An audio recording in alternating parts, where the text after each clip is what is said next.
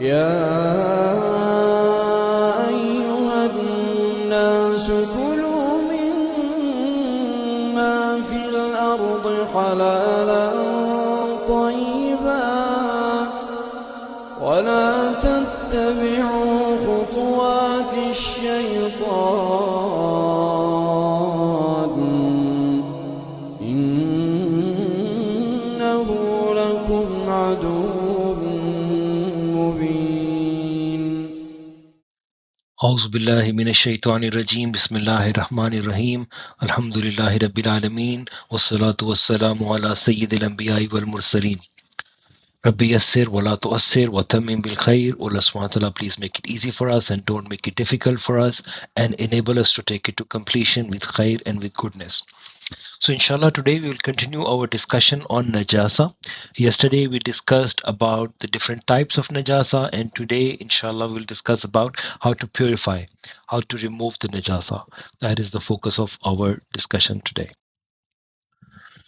Now, this cleaning and purification is required from two perspectives. One, to remove the najasa, which is a shari'i requirement, and the second one is for nazafa, for removing the toxin, for ensuring that the food is good for human health and so on, which is also one of the objectives of sharia. So from both these perspectives, it's extremely important to ensure that we remove any impurities in personal settings, in home settings, in our restaurants, in our markets, as well as in the industrial production.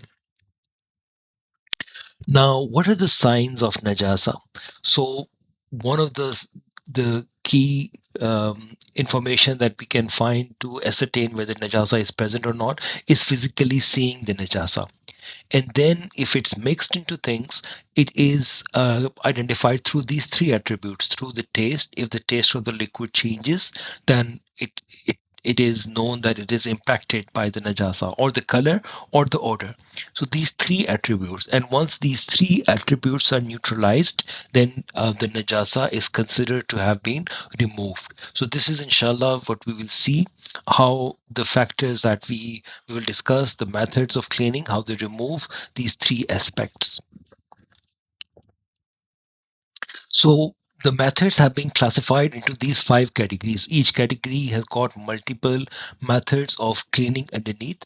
So one of them is water-based, and inshallah we'll discuss about different types that come underneath that. Then physical and mechanical ways of removing the najasa, environmental ways. Category 4 is biological and process methods of removing the najasa, and category 5 is about transformation. So let's begin, inshallah. Let's review them one by one. So in each of these ways, what we are doing is that we are presenting the classical approach towards that method of purification, and also how it's used in the industry based on the classical understanding, how it's transformed into the modern industry.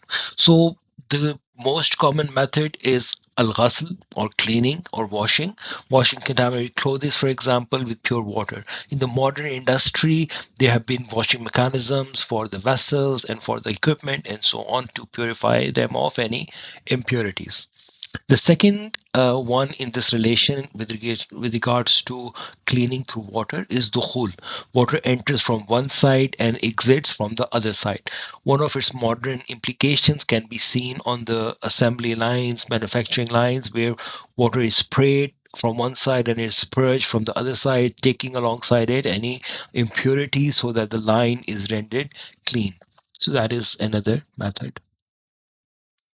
In this relation, one thing to note is that Malaysian Standard 1500-2009, it mandates 7 washes for Najasa Mughallaza, for the first major type of impurity that we saw. And one of them has to, like the first one has to remove the physical impurity, and the rest is to further clean it and through subsequent washes and so on. And one of them must be mixed with suspended soil. Now, the second category is about surface and physical or mechanical removal. So one of those is mash, which is wiping. So you wipe something clean, and things like swords or mirrors, etc., could be cleaned through this way in the classical fiqh. And in the modern industry, we have got sanitizing, non-absorbent, polished stainless steel counters, and other tables that we wash through this method. Then is farq, scraping. If there's a impurity on the clothing, that could be scratched off, so that is scraping. And in the modern industry, we have got scrapers and so on that remove the residual food on the conveyors, or any impurities and substances that are impacting the nazafa. They are removed through the scrapers. Then is adalk, which is rubbing and scrubbing. For example, shoes, they are rubbed to make them clean. And in the industry now, we see heavy duty scrubbers for cleaning the floors and so on and so forth. A classical example in various fiqh, especially Hanafi and Maliki schools, if there is a surface which does not have pores in it, and if it is wiped, then it becomes pure. If it has got najasa and it is wiped, then the surface does not have any pores, like it's a sword or it's a knife and so on. When you wipe it off, it becomes pure. The condition is that this substance would not have any pores. But the substances like wood and so on, which have got pores in them, and they can accordingly trap najasa within them, so they would not be rendered or considered as pure if one wipes them off. So one has to purge them of water according to the method that we just discussed in order to keep to render them as clean. This next one is the solid state removal. There has been a famous narration in which someone asked the Prophet ﷺ, what about a rodent falls off into a container of ghee, for example, and it dies over there. So should we waste all of that container of oil or ghee or fats and so on, or should we do something else? And the mafhum of the Prophet's instruction was to remove the localized area where that rodent or rat or that animal fell, and then rest of it could be used. Which means that if it is frozen, or if it is in the dry state, or if it's in the solid state, then the najasa would not be transferred over to the rest of the substance. So just remove the localized area, and it is known as takbir, removing that localized area, and the rest is clean.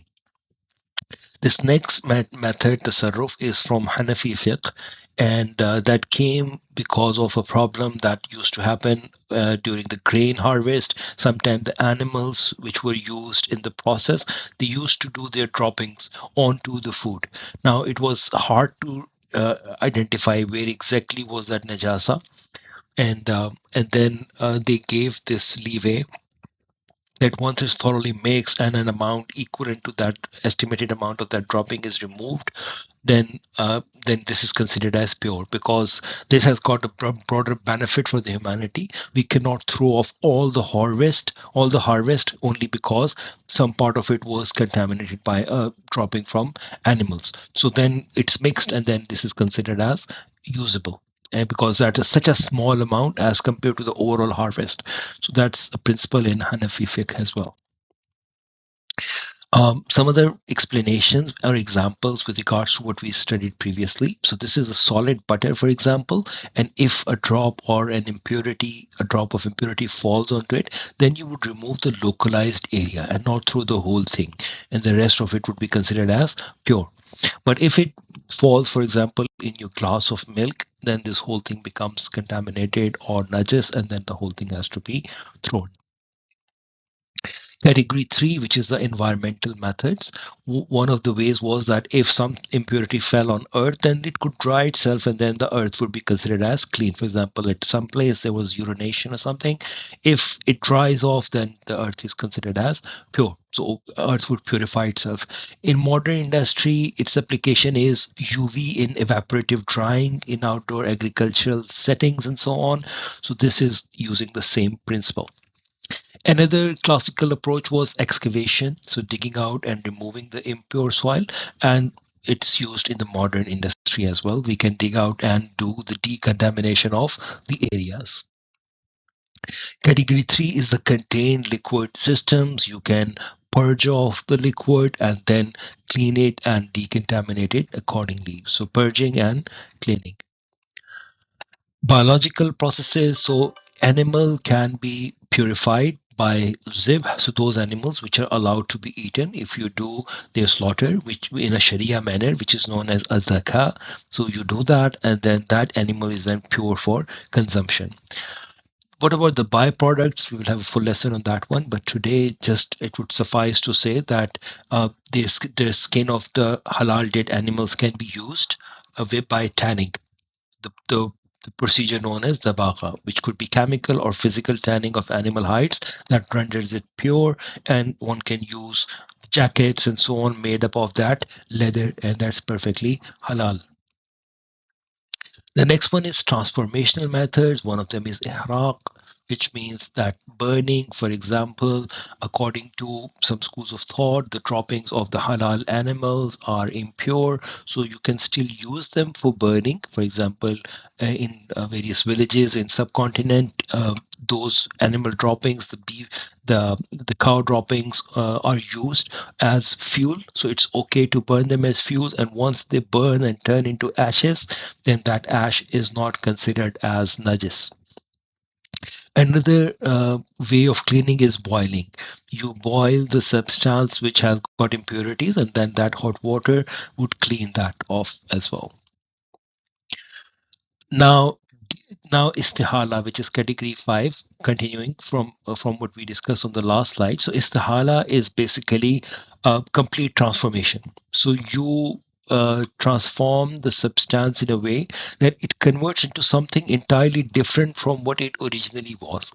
That process is known as istihala, and there have been different scholarly positions with regards to istihala, whether you can do it yourself or versus when it happens naturally. For example, when alcohol naturally transforms into vinegar, the vinegar is halal, so it's known as the process of istihala.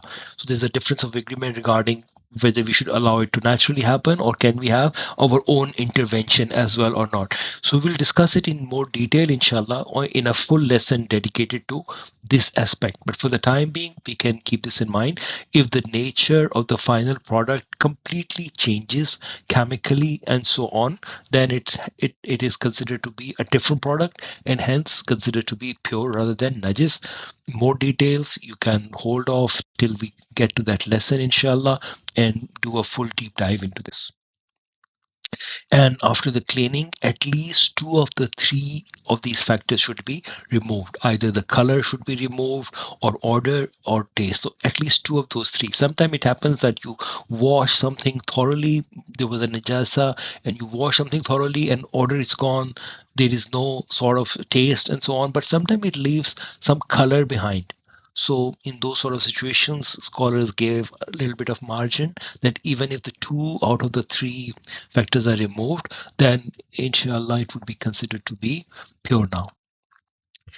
Now, some different aspects with regards to the mughallaza najasa. According to various standards, you have to purge and flush and one time with soil. That's what you need to do. In terms of the mutawassita najasa, you have to purge and flow. You have to clean it. You have to sometime must wiping off is fine, and so on. And for the light, you can dilute, sprinkle water on it, and it should be okay. So this is our last slide for the day, which basically says that we should not confuse hygienic cleanliness, nazafa, with tahara. They are two different concepts. Something could be nazif, apparently clean, but it wouldn't be tahir from the Sharia perspective. For example, the things that require 7 time washing, 1 time with soil, one has to do that to render it clean from the Sharia perspective, irrespective of how much clean it looks on the surface. So there is one ritual side of things, and then there is one visual side of things. So we have to ensure that we attain tahara with regards to compliance with Sharia. Then classical fiqh offers 16 different methods. We have touched upon some, but it offers 16 different methods from mechanical friction to thermal rendering. And those 16 methods can be adopted in the modern industry. So our classical fiqh provides us the solid grounding which can help us achieve the required cleaning outcomes in the modern industry. And thirdly, we have to keep in mind the limits of transformation. While chemical change istihala is powerful, some scholars and some certification bodies try to be on the side of caution, which is a better approach, and they do not allow any najasaline component to be added or processed into the food. Even though if it's fully transformed, they do not allow najasaline to be put into the food item. So this was our session on the methods of cleanliness, and I'm so happy that for the first time we are finishing it in 15 minutes, the time frame I committed. So inshallah we stop it here. Subhanakallahumma wa bihamdik, nashhadu an la ilaha illa ant, nastaghfiruka wa natubu ilayk. Jazakallahu khair.